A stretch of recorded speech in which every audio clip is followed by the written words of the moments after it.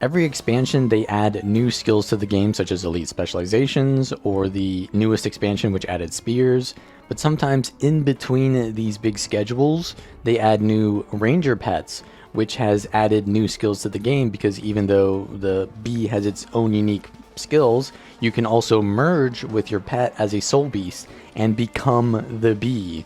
So the bee has some interesting skills with a little bit of a honey toss that slows in an area, and it has a knockdown by itself and some poison. But when you merge with it, you get the bumble skill, which we'll be calling Bee's Charge from now on, because it is essentially Bull's Charge, but it has a little bit less range to it than the Warrior's Bull's Charge, and that is more powerful than any other Ranger merge skill that has ever existed. Usually you'll have a leap, and then you'll have a CC as two different skills, but never as one skill. And then on top of that, you've also got a really good poison ability, and then you can use Primal Cry. So this fits really well into a Poison Soulbeast build. So that's what I'm going to be showing you guys in this video, is a Poison Soulbeast build for World vs. World roaming, and it can also work in PvP, which I've heard people are using it a lot there as well. So let's just get straight into the build. I go for Trailblazer gear for as much condition damage and duration as possible, and then the Rune of the Trapper, which is even more condition duration and damage. I go for a Sharpo with Doom and Cleansing Sigils, and Dagger with Hydromancy and Cleansing Sigils. You can go for Energy Sigils instead of the Hydromancy and Doom here if you want more survivability, because energy is really good on this build, but Cleansing Sigils are a little bit more of a higher priority because we're not going for the Wilderness Survival, Wilderness Knowledge trait, so we do need to get our cleansing somewhere else. And then for the relic, I go for Speed, because this plays more of an assassin role, because it is a very high damage build with not a lot of sustain despite being a Trailblazer statted gear. So I like to get in and get out, but if you wanted a more tanky playstyle, then you could go for the Blightbringer relic, which is going to give you a little bit more cover conditions and more poison synergy. But overall, I feel like that doesn't give you too much anyways, and a lot of the times what I struggle with on this build is being outnumbered and trying to escape, so I like the Relic of Speed for that. For the traits, I go for Beast Mastery, Wilderness Survival, and Soulbeast. The traits that make your beast abilities give conditions are going to trigger when you use your merged F3 ability. So we'll give Blind and Taunt to enemies. You can also put Weakness on that, but I prefer to go for the natural healing here. Whenever you're in the merged form, you will gain this healing instead of your pet gaining it. So we're going to stay in merge a lot of the time, and this is going to give us the extra healing that we kind of lack to be able to sustain long term. But if you don't want that, then go for the extra weakness for extra cover conditions. But essentially, we're going to be using our F3, and it's going to give out a ton of cover conditions like this, so that you can burst down enemies before they can react or even cleanse your poison stacks. And there's a little bit of a weird interaction with the internal cooldown of Beastly Warden, because what you can do is you can tell your pet to go in, and it will do the F2, which will taunt, and then I can merge, and I can use my F3, and that will also taunt. So the internal cooldown works from the bee or any of your pets, and then it will work for you, but you cannot do it in the other direction. So for example, if I merge with my pet, and then we use the F3 here, it will taunt, and then we unmerge, and then we use the F2, it doesn't taunt. So basically what that means is that the internal cooldown of the pets, when it's not merged, will not count for my internal cooldown, but my internal cooldown will count for the pet. So you usually want to start out your fights by sending in your pet, like your bird. We're using the Raven here, and we'll send in the Raven and we'll use the F2 with it, and that will give the taunt, and then you can merge and go in with your other taunt. And this can give you a lot of CC to lock down your enemies so that you can land your burst combos. Then in Wilderness Survival, take Lesser Muddy Terrain, Ambidexterity for some extra condition damage and cooldown reduction on dagger skills, and then Poison Master, which increases the damage of your poison, and that is the main damaging condition on this build. So we want to be getting as much poison out as possible, and then covering it with other conditions so that they can't cleanse it, and then you can get up to like 20 stacks of poison if you land your entire burst. They don't dodge or cleanse it. Then in Soulbeast, we go for Live Fast.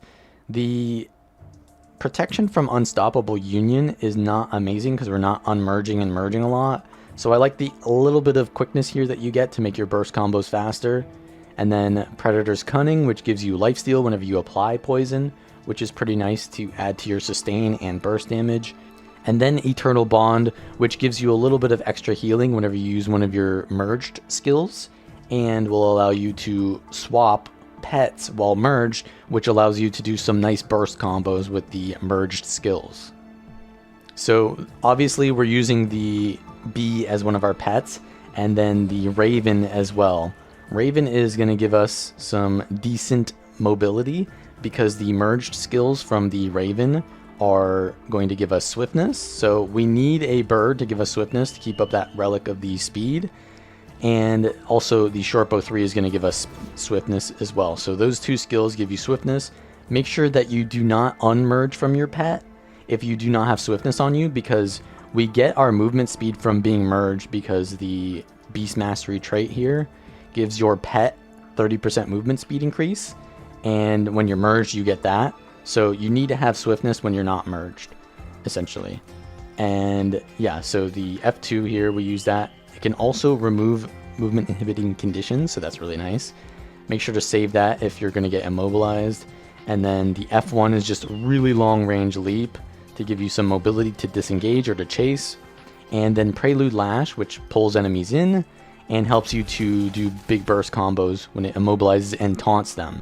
So here's the full burst combo. Send in your pet, and then use the F2 to get the taunt off, Shortbow 4, and auto attack until you can get in range to use your Shortbow 5 and 2, merge with the pet, and then use, or you could use your F1 to get in range as well, and then use the Prelude Lash into swap, use Primal Cry while they're still taunted, and F2 for most of your burst damage. If your Shortbow 2 is off cooldown, then use that. If it's not, then swap.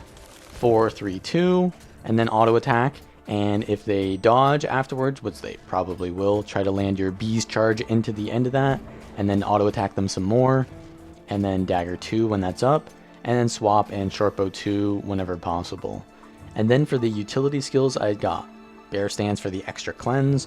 Try to make sure you use this when you have Condis on you, otherwise it's not going to heal that much. And Doliac Stance, which is just the I win button of Soulbeast because it just makes you immune to everything. So much damage reduction, stability, immunity to movement inhibiting conditions. But you want to make sure you use this when it's really important to use this, because if you waste this, it's like the go-to for anyone to see that you're out of cooldowns and you're an easy target. And then of course Protect Me, because this is just a really powerful stun break that makes you kind of counter power builds. And we've got Signet of Renewal here as well to counter condition builds. So what we want to do with this is basically never use this unless you unmerge from your pet. It will give you a little bit of healing over time. So we've got some good amount of sustain if we're in combat. We gain 62 heal per second from this, 377 every 3 seconds from this. And then we've also can use the food. If you want to use a food that gives you heal over time, that's also nice. And what we want to do when we actually use a Signet of Renewal is we want to unmerge from the pet, because it sucks the conditions to whoever the pet is. And if you're merged, then it just gives you resistance and resolution, but does nothing else. So we want to unmerge so that it sucks the conditions to the pet and not to you. So you can have a ton of conditions on you and then your pet gets them all. And even if your pet dies, it's fine because you just merge with the pet and then it's like that never happened. So really powerful condition cleanse here, but it's mostly burst condition cleanse. So you want to save it for a situation where you're in big trouble as well, because you lose access to your merge skills and your healing over time from the natural healing. So use this as your last resort, or if you just get a huge condition cleanse opportunity. And it can also cleanse your allies, so it's kind of decent in team play because you can just cleanse a ton of conditions from your allies, and your pet will get nuked with them, but then you just revive your pet. And of course, Entangle is not the best thing because people have so many ways to get out of this nowadays. But yeah, you can use this as well when you know someone's out of cooldowns, and you can immobilize from a while. But mostly I just save this for when there's down bodies because you can put a ton of those on them, and they can't really move out of them when they're in down state. And you just get a little bit of extra cleave there. Alright, here's a Reaper. Reaper's not a terrible matchup for me at all, because we can just wait to use our burst after they leave Shroud. We don't want to use any of our bursts in their Shroud, because then they're just going to tank it with their Shroud health pool. We want to wait until they're leaving Shroud. So we're just going to CC them and try to kite them until they leave. As soon as they leave Shroud, I'm going to try to get on them. I stun break their Chill to the Bone, and after they dodge, I'm going to go for my Entangle, get my burst on them, and now they enter Shroud again, so they have a lot of Shroud generation, and I have to just kite during it, use my short bow 3 to get some distance, and just don't get hit by that attack, which I just got hit by. Also, notice I'm using the sword in this clip because I feel like sword is better in some situations, whereas in this situation I think dagger would be better, but we'll just see how it kind of turns out. So they eventually leave Shroud here, and they're really low, so I need to get the kill on them before the 10-second window of their Shroud cooldown being up again, but they're able to get into Shroud again, and I have to chase them. So yeah, they have a lot of cooldowns to be able to survive as Reapers, but if you can play around those cooldowns, then you can do pretty well, and you can get the burst on them. Now they choose to jump off a cliff here, so I guess we're going to get that kill, and now a Staff Soulbeast comes at me, and I use my entire burst on them. They don't have any cooldowns, so it looked like they were a Sikkim Soulbeast with Staff. I put my pet on them to cleave a little bit more while I'm stomping with the Doliac stance, and a couple more players come here to gank me. There's a Ranger and a Vindicator. I get the high ground and try to open on this. It looks like pretty low ranked Ranger. I use my burst, but they have stability, so we don't get the taunt. Now they use their heal skill to cleanse, so it seems like they're probably a good amount of survivability on their build. I get the Bee's charge, and the Reaper is back now, so I start kiting again using my sword leaps. So now in this situation where I'm outnumbered, sword is a little bit better than dagger because it allows me to get more distance, have more evades, and overall just not be able to be focused as easily, whereas dagger not as great at that. Now I use the taunt on my bird there, and that got one of the Ranger's stun breaks out, so that was kind of nice because I got to kind of reset there and restart my burst combo with the pet unmerged using the taunt, but it doesn't really end up being meaningful because we're just getting chased by a lot of players now, and I have to start running, so I can't capitalize on the fact that I baited out one of the Ranger's cooldowns there to get my burst combo on them.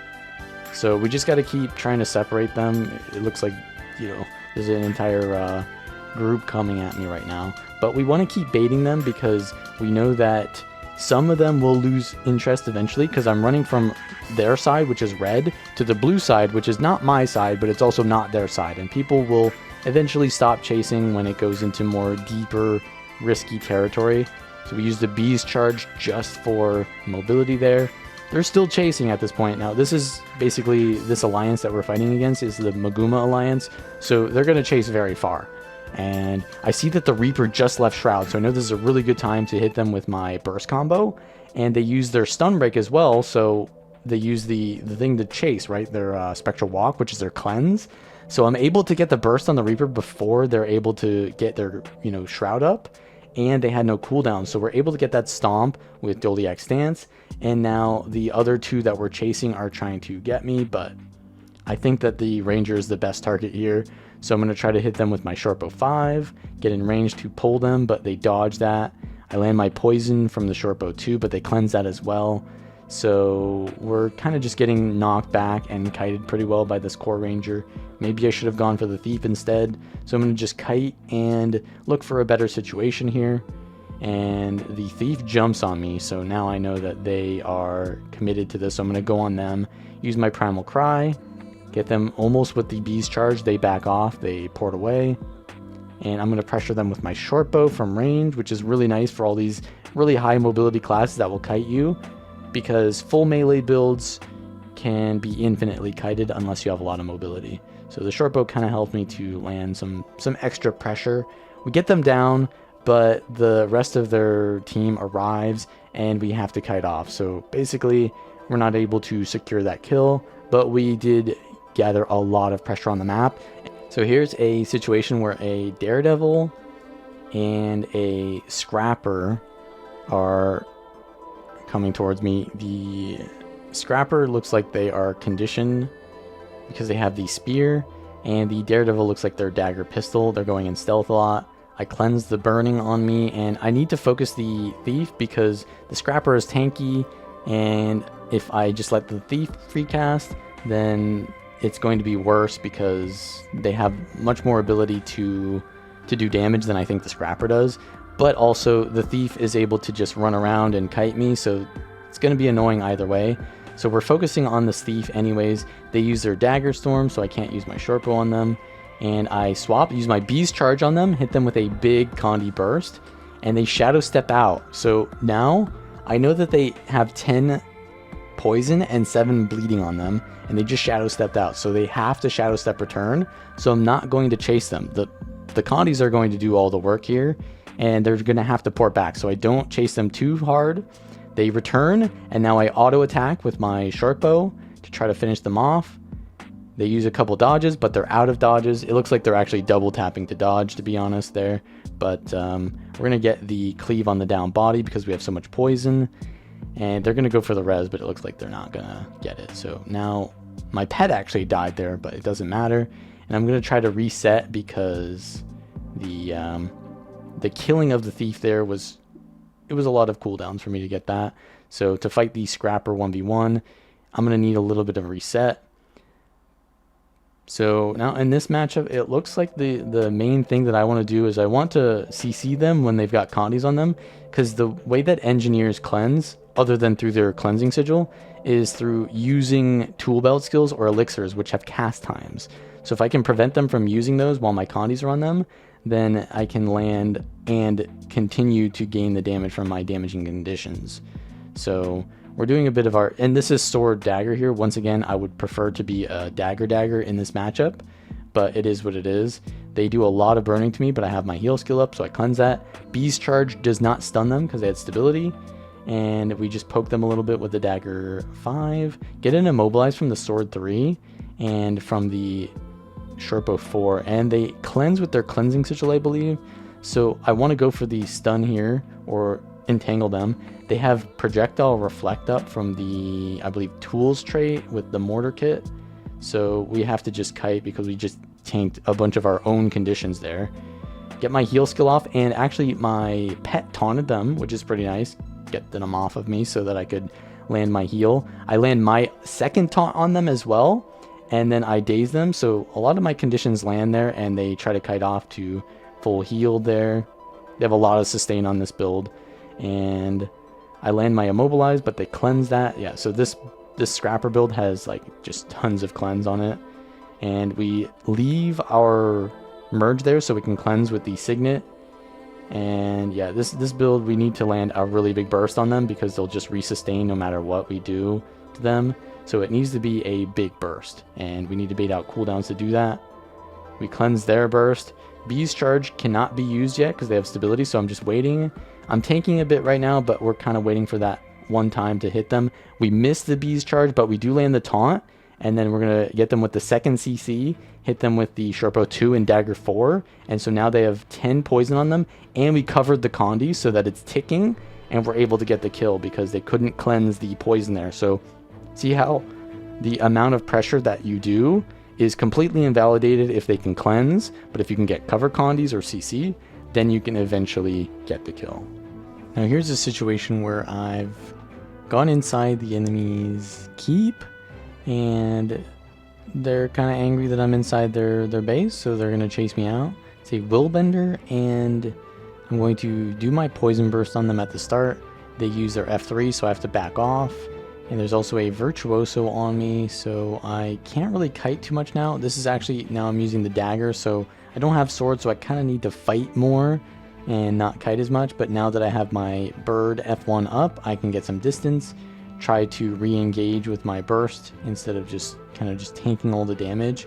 I stun the Willbender in their engage, but I get stunned by the Virtuoso shield, so I have to kite and get more distance. Now I'm going up and down this cliffside because the height difference is going to allow me to avoid a lot of attacks just by my positioning.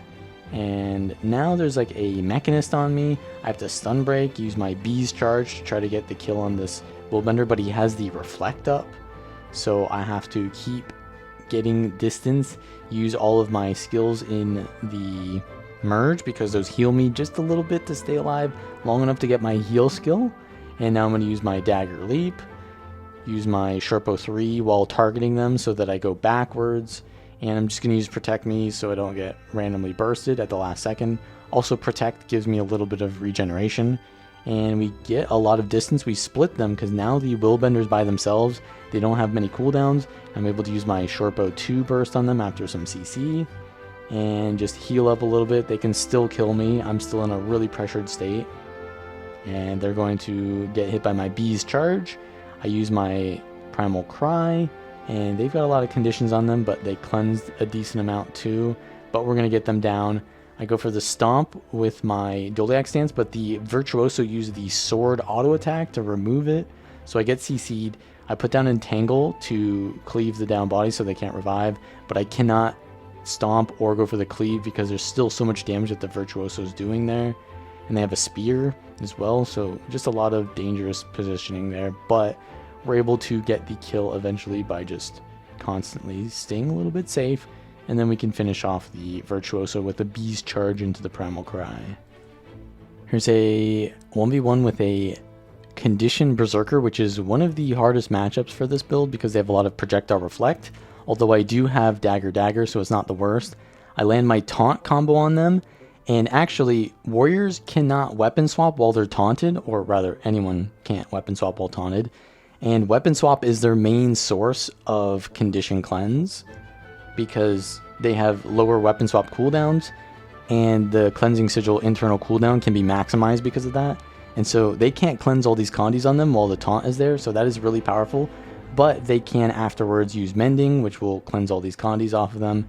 And generally they're going to have a lot of stability so that they can't be interrupted in their mending.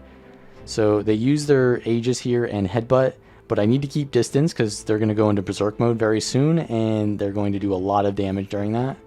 So here it is, the Berserk mode, so I'm just going to keep kiting using the Bee's charge, but yeah, that's not going to do much. I land a quick little burst, but then I'm going to keep going through them. And even though they're in the Berserk mode, my pet being unmerged there is also really good because it's going to CC them. They can use it to heal off of, but it's going to just essentially keep them CC'd and allow me to use the F2. And then when they're out of Berserk mode and they don't have much, then I can use the Prelude Lash and the Primal Cry. And what I'm going to do here is I go for the pet unmerge, so the Bee is in between me and the warrior, and so that when they try to knock me down, they knock down the Bee instead, and so I get a secured stomp there. So there's no funny business with vengeance there. So here's a situation where I am being chased by the red team. They have a Reaper chasing after me, so I'm going to immediately try to zigzag a little bit to avoid the greatsword pull. If I get pulled there, I'm pretty much dead. And they're shooting me with longbow and spears, so I'm going to try to line of sight behind this cliff. Now, they've lost interest, so I'm going to go back in. So we've created the moment where I can actually take a fight because I've split them, and this Berserker pretty much doesn't have any cleanses, so I can just do my full burst on them. They go down, I get the Doliac stance stomp, and now I see that blue team is in this fight, and so I want to decide, do I go for blue team or red team? It kind of looks even at the moment, so I'm going to just try to hit whoever's out of positioning. And now that the blue guy is almost down, I'm going to go for red, but I'm being chased by the Reaper, which is kind of scary, so I go beneath the line of sight here, use my Primal Cry, but they go in Shroud, so I have to kite.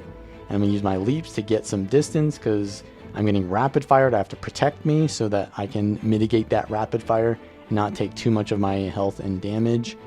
And now their Harbinger's a little bit split, so I try to combo them, but they get out of that and they join the team fight. So now what we want to do is look for who's winning. It looks like red is winning, so I'm going to try to go for this low Scourge on the red team, use my Primal Cry on them to try to finish them off. And we do not have Doliac Stance, so we're going to put down our elite skill, which can cleave a little bit on the down, but it's not enough when they change target to me. And now that they've done that, blue team can come back in, because what's happening is they're not swapping targets fast enough to adapt to the momentum of the situation. And so now blue team's got them. I get a nice pull into taunt, a nice little burst on their Reaper, and now blue team can capitalize on the kill that I've created for them. And this Deadeye is on me, but I think they just shadow step out. So now we've got some kills. We want to see what the situation is now. We just want to tag this kill, but it looks like red is winning again, and we might rally this blue guy if we let the red guy die. So yeah, red is definitely winning at this point. So blue has backed off, which means they're going to focus me if I go in. So I want to be very careful, but I do want to keep up this momentum. Otherwise, both teams are just going to disengage, and I want to keep the fight going because it's more fun than just sitting in our towers. So I'm going to go in on this Harbinger by themselves in the back. Blue and red have gone in together, and so this allows me to go for the kill on the Harbinger, but once again, I don't have Doliac Stance to secure the stomp. I have to dodge their fear, and now there's a Soulbeast on me.